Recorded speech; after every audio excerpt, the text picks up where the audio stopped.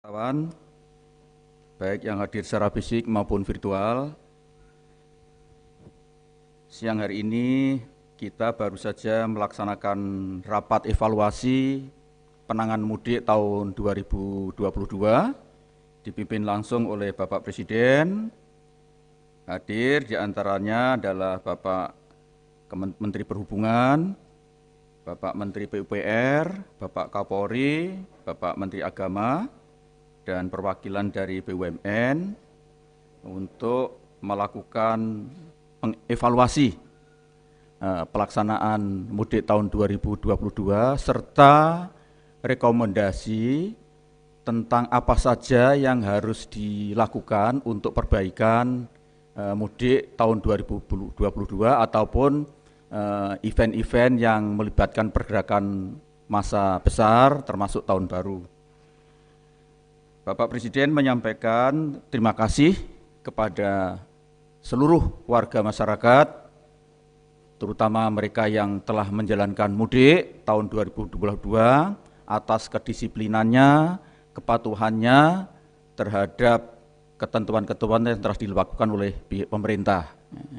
Termasuk di dalamnya adalah tertib menggunakan jalan ketika sedang perjalanan, termasuk juga kepatuhan patuh terhadap protokol kesehatan dan kepatuhan-kepatuhan yang lain. Yang kedua, Bapak Presiden juga memberikan apresiasi kepada kementerian lembaga terkait yang telah melaksanakan tata kelola mudik dengan sangat baik, yaitu kepada Kementerian Perhubungan, Kementerian PUPR, Kementerian BUMN, Polri, khususnya Kakor Lantas, TNI, pemerintah daerah, BUMN, khususnya Pertamina, PT Jasa Marga, dan PT ASDP. Saudara sekalian yang berbahagia, Bapak sekalian, Ibu-ibu sekalian, rekan-rekan wartawan yang saya cintai, sebagaimana kita ketahui ada 6 parameter atau 6 variabel yang menjadi fokus perhatian dari Bapak Presiden untuk penanganan mudik. Yang pertama yaitu tata kelola lalu lintas, yang kedua yaitu pengendalian COVID-19, kemudian yang ketiga adalah bahan baku, bahan pangan maksudnya, dan bahan bakar, dan yang terakhir juga booster yang menjadi perhatian. Dan alhamdulillah dari 6 indikator atau 6 variabel ini semua tercapai dengan sangat memuaskan. Saya kira rekan-rekan wartawan juga sudah membuat penilaian baik dari hasil survei maupun berbagai macam komentar dari mass media. Jadi baik dalam tata kelola lalu lintas, ketersediaan BBM dan bahan pokok, kemudian penanganan COVID, alhamdulillah sampai sekarang juga COVID tidak mengalami kenaikan yang cukup signifikan, bahkan cenderung menurun, dan juga capaian dari vaksinasi termasuk booster. Untuk selanjutnya, saudara sekalian, akan disampaikan oleh Bapak Menteri Perhubungan. Sekali lagi saya mengucapkan terima kasih atas dukungan rekan-rekan wartawan, terutama para pimpinan redaksi yang terus bekerja sama, saling berkomunikasi untuk berbagi informasi, terutama dalam kaitannya dengan mudik ini, khususnya dalam kaitannya dengan perjalanan. Dan yang terakhir, saya juga mumpung ini masih ingat, alhamdulillah pada mudik tahun ini angka kecelakaan mengalami penurunan, nanti Pak Menteri Perhubungan akan menyampaikan. Di samping itu juga insiden di tempat-tempat tujuan wisata juga mengalami penurunan drastis, hampir dikatakan 0. Jadi angka fatal kejadian insiden di pariwisata, sektor pariwisata, di tempat-tempat wisata itu 0 insidennya. Kejadian yang cukup mendapatkan perhatian cuma satu, yaitu di Kenjeran Park di Jawa Timur, ada robohnya waterbomb untuk tempat pelorotan anak-anak gitu ya, dan ada 16 yang mengalami luka, tetapi alhamdulillah tidak ada satupun yang meninggal. Dan sekarang sedang ditangani oleh aparat di tempat-tempat rumah sakit, semuanya sudah ditangani dengan baik. Demikian rekan wartawan, dan saya mohon waktu untuk Bapak Menteri Perhubungan bisa menjelaskan lebih detail. Silakan Pak Menhub.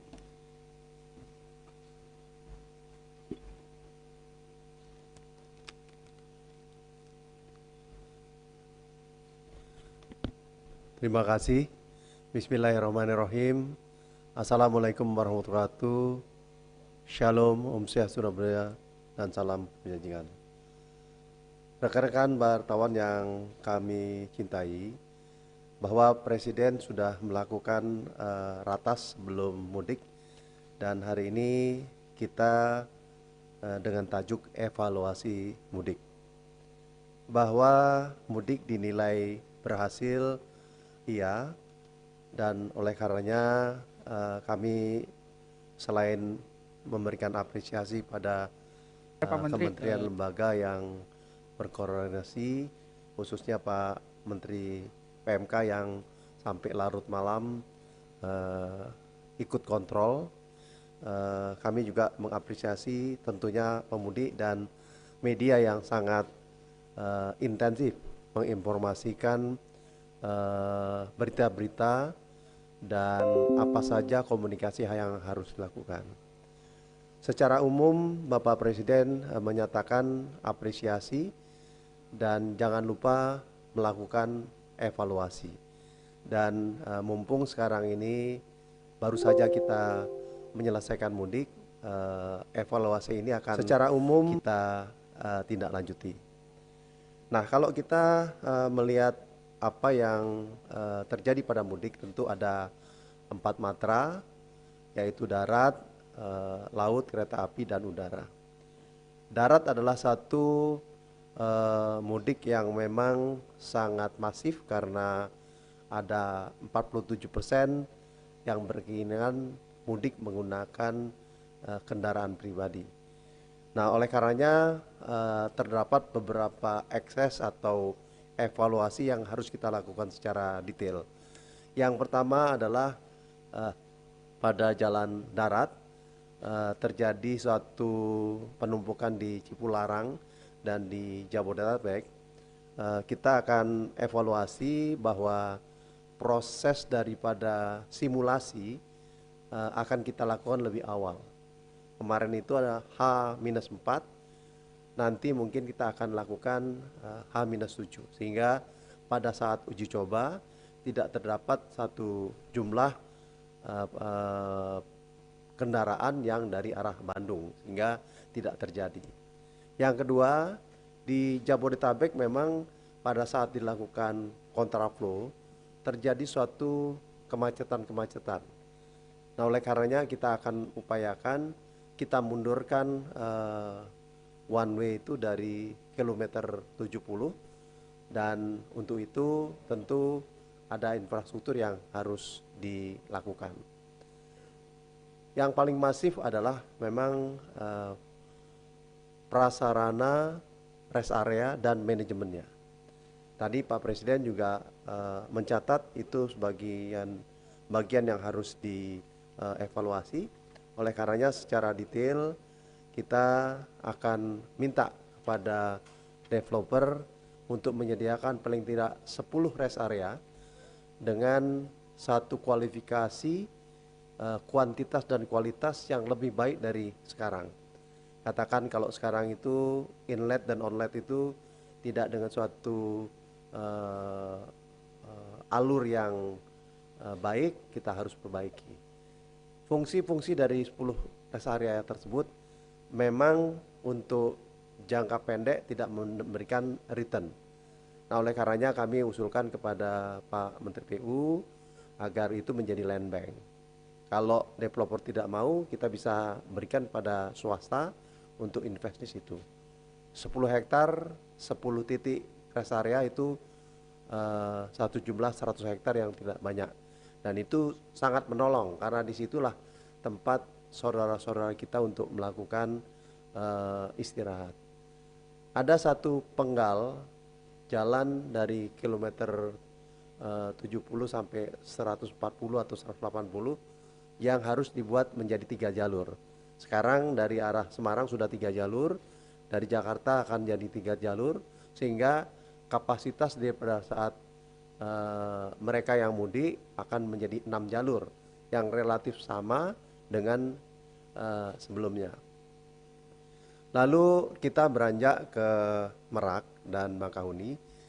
Merak kita evaluasi memang terjadi pada H-4 dan -3 terjadi suatu antrian yang relatif panjang, dan antrian itu terjadi karena pada waktu itu secara bersamaan pegawai pabrik itu libur, sehingga mereka langsung mengarah ke Merak, ya.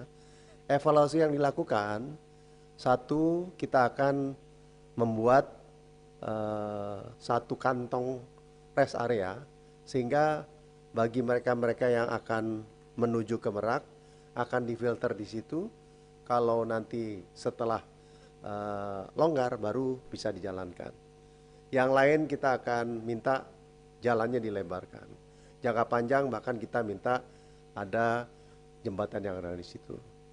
Hal yang lain untuk Merak, kita menambahkan pelabuhan Ciwandan sebagai satu pelabuhan tambahan, karena Ciwandan berjarak 4-5 kilo dari Merak, sehingga mampu untuk menampung jumlah ada 3-4 dermaga yang mungkin dilaksanakan di sana. Oleh karenanya kita akan berikan izin kepada Pelindo untuk mengoperasikan untuk kendaraan-kendaraan berat, tetapi pada saat hari-hari besar, Sabtu, Minggu, itu bisa digunakan penumpang, sehingga jumlah 7 dermaga yang ada di Merak itu akan ditambah paling 3-4 di Ciwandan. Di Merak sendiri kami akan lakukan evaluasi seperti ditemukan oleh Pak Menko bahwa manajemen turun naik itu relatif masih lama. Oleh karenanya kita akan menggunakan teknologi, menggunakan suatu sistem yang lebih intensif agar proses keluar masuk dari terminal menuju kapal itu menjadi lebih baik. Satu kegiatan yang blessing menjadi suatu hiburan adalah pada saat ada kapal jarak jauh dari Pelni, dari Ciwandan yang panjang itu 7 jam. Tetapi justru masyarakat senang untuk menggunakan kapal itu, tidak berlama-lama mengendarai kendaraan, tetapi mereka mendapatkan hiburan. Jadi pada saat Lebaran nanti ada yang cuma 2,5 jam, ada yang 7 jam, tetapi ada additional kegiatan yang ada di sana. Itu di sektor darat. Di sektor udara, kita juga mencatat bahwa pertumbuhan penumpang sangat meningkat dibandingkan 2020-2021, tapi masih rendah dibandingkan 2019. Apa yang kita lakukan adalah cukup efektif. Kita memberikan kesempatan para operator bandara untuk memperpanjang waktu operasi, sehingga take off landing daripada pesawat-pesawat itu meningkat, yang tadinya katakanlah 1 hari 6 kali take off landing menjadi 8 atau 9, sehingga terlihat bahwa jumlah dari penerbangan meningkat, bahkan penumpangnya meningkat lebih banyak. Artinya produktivitas daripada aircraft atau pesawat itu tinggi sekali. Pelajaran dari ini sendiri akan kita lakukan pada operasional selanjutnya, bahwa kita pada dasarnya tidak perlu terlalu banyak memiliki pesawat sejauh jumlah okupansi itu dipertahankan dalam okupansi yang tinggi, sehingga operator akan kita atur untuk melaksanakan secara bersama. Di sektor kereta api sangat diminati, ditandai kapasitasnya bahkan lebih dari 100%, 110 atau 115%. Itu bisa dilakukan karena banyak penumpang Jakarta Purwokerto, setelah itu Purwokerto ke Solo atau Surabaya lain, sehingga kapasitasnya lebih dari 100%. Tapi isu yang terjadi memang jumlah sarananya kurang dari jumlah yang ada pada 2019. Nah, oleh karenanya kami mengusulkan pada Presiden bahwa sarana itu minimal sama dengan 2019, bahkan secara intensif PT KAI diminta untuk menambah sarana. Mengapa demikian?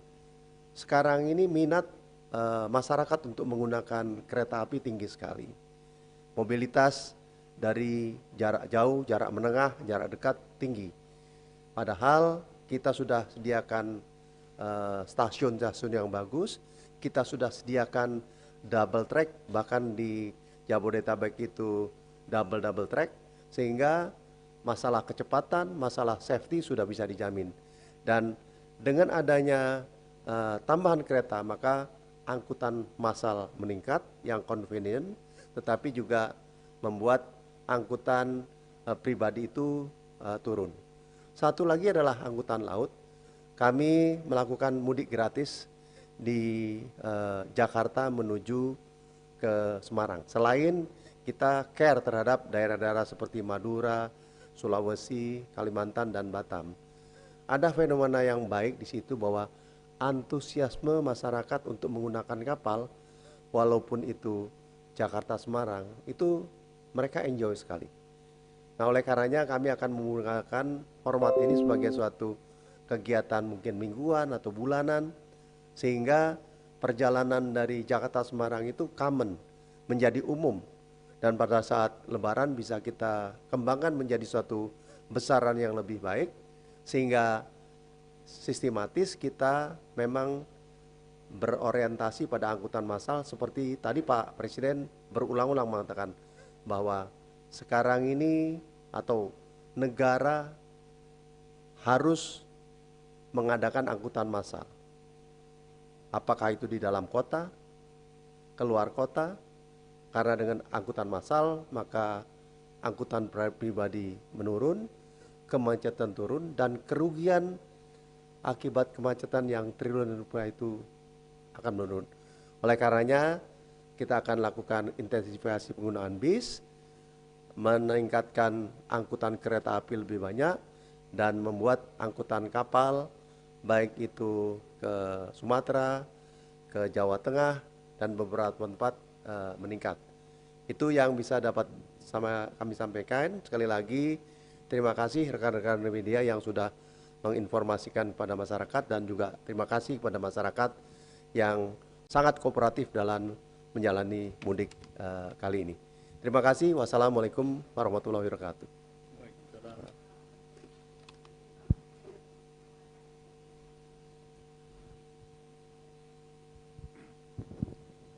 Selamat sore Pak Menteri, saya Andrian dari Deto.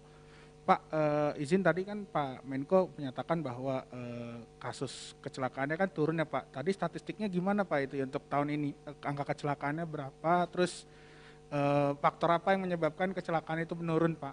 Itu pertama. Yang kedua tadi kan sempat disinggung mengenai 10 rest area itu rencananya di daerah titik mana saja gitu Pak? Karena tadi sebelum ada penjelasan spesifik misalkan di di tol mana. Terus yang ketiga, ini kan kalau nggak salah pemudik ini ada yang juga lari ke jalur selatan ya Pak. Nah ini kira-kira apa ada kemungkinan optimalisasi jalur selatan di masa depan gitu Pak untuk mencegah, karena kan utara terlalu udah penuh ya Pak, apalagi kemarin sampai ada yang tiduran di tol. Makasih. Ya, Anda benar. Jadi kecelakaan itu turun 40%, bahkan meninggal dunia turun 72%. Jadi suatu angka yang sangat signifikan jumlah kecelakaan. Sebabnya apa? Dua sebab yang terjadi. Satu adalah menurunnya jumlah pengguna motor, menurun sangat drastis. Menurunnya penggunaan angkutan wisata. Angkutan wisata seperti kita ketahui bahwa bus angkutan wisata adalah bus bekas akap yang digunakan secara individual, dan itu kadang-kadang tidak terlacak apakah supirnya benar, bisnya benar, itu tidak terlacak. Jadi dua hal yang membuat angka kecelakaan itu turun. Satu karena berkurangnya motor, dan terima kasih pada pengguna motor karena memang kita melakukan himbauan, dan juga kita menghimbau kepada Polda, Dishub untuk melakukan law enforcement terhadap bis-bis wisata, karena bis wisata itu bahaya. Tentang titik-titik rest area, kami usulkan yang dari Jakarta sampai ke Semarang dulu. Karena kalau yang di sana tidak ada hal tertentu yang masalah ya. Jadi kami perhatikan pada saat kami melaju ke Semarang atau dari Semarang ke sini, kelihatan sekali masih banyak tanah-tanah kosong. Kalau itu dilakukan pembebasan, pasti memberikan keuntungan bagi developer itu. Nanti akan menjadi satu properti yang menguntungkan secara integrated terhadap jalan tol. Sebenarnya kalau kita bicara tentang properti, usaha properti, maka tol tidak bisa dipisahkan dengan rest area yang di situ ada daerah-daerah komersialnya. Itu adalah satu ruang bisnis yang memungkinkan mereka mendapatkan upside atau kenaikan harga pada saat tertentu, tetapi juga memberikan pelayanan pada masyarakat. Sehingga masyarakat datang katakanlah ke daerah Cirebon, bisa ke Cirebonnya, tetapi ada rest area yang juga mencerminkan karakter Cirebon, Brebes, kemudian Tegal dan sebagainya. Jadi ini kami sampaikan dan Pak Presiden juga sampaikan tadi bahwa ini menjadi concern. Mengenai jalur selatan, bahkan Pak Presiden secara khusus minta untuk dilakukan satu assessment. Kota-kota mana saja yang akan menggunakan selatan. Kalau secara selintas kami lihat mestinya pergerakan dari Bandung, Garut, Tasik, Ciamis, Banjarnegara itu nggak boleh ke utara, tapi ke selatan. Nah, oleh karenanya Pak Presiden menginstruksikan kepada Menteri PU untuk memperbesar jalur-jalur yang menuju Pansela agar Pansela diminati. Jadi kalau dari Bandung, Garut, Tasik, Ciamis, Banjarnegara, bahkan Purwokerto itu ke selatan semuanya, maka sebagian besar mereka yang tadinya ke utara menggunakan tol, mereka akan ke selatan. Demikian. Terima kasih. Ya, makasih. Ya, oke. Satu lagi ya. Ya, izin Pak, Tika dari CNN Indonesia Pak. Tadi Bapak jelaskan selain dari sisi rekayasa lalu lintas, kita tahu ada kontraflow, one way dan segala macam, dan dari sisi manajemen waktu sendiri seperti apa ya Pak Menhub? Apakah cukup berdampak dengan adanya cuti bersama yang panjang dan juga kan ada work from home bagi ASN selama 1 pekan. Dan untuk Pak Muhadjir, mungkin tadi Bapak sempat menyebutkan kasus ini menurun ya Pak, tidak ada peningkatan kasus. Apakah ada pembahasan Pak, pemerintah dalam waktu dekat akan meniadakan PPKM atau bagaimana Pak? Terima kasih. Ya, mengenai manajemen waktu tadi juga dibahas. Secara khusus Pak Menteri PU melakukan satu usulan bahwa manajemen waktu ini akan dilakukan lagi. Artinya jumlah liburan itu akan diberikan panjang pada saat Lebaran. Bahkan fleksibilitas dalam bersekolah. Ini satu manajemen yang baik dan kami juga diskusi pengumuman Presiden untuk mudik lebih awal dan mudik lebih akhir dan sekolah daring, juga pengajuan cuti di luar itu juga menjadi catatan dan digarisbawahi oleh Presiden untuk dilaksanakan. Mengenai PPKM, silakan Pak.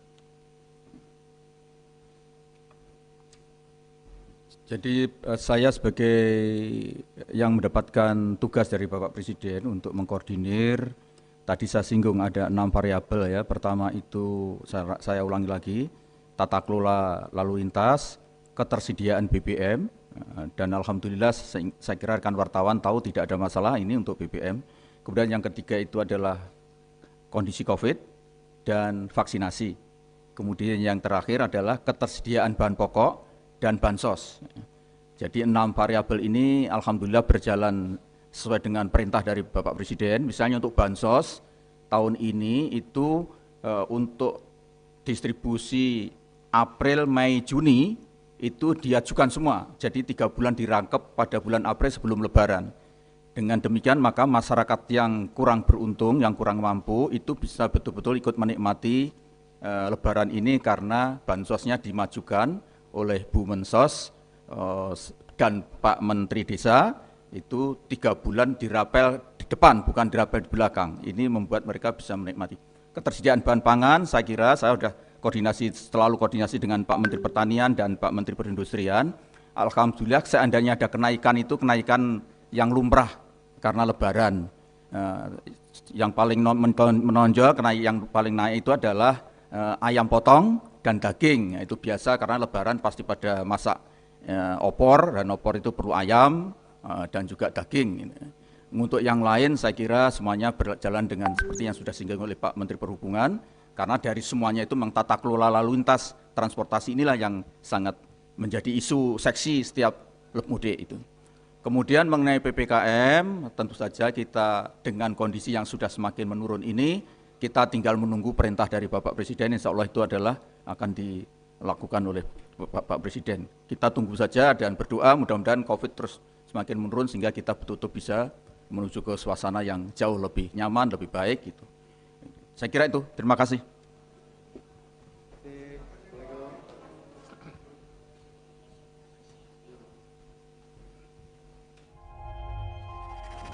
Tidak euforia yang berlebihan. Kita semuanya harus percepat proses vaksinasi ini dan tetap taat terhadap protokol kesehatan. Terutama memakai masker.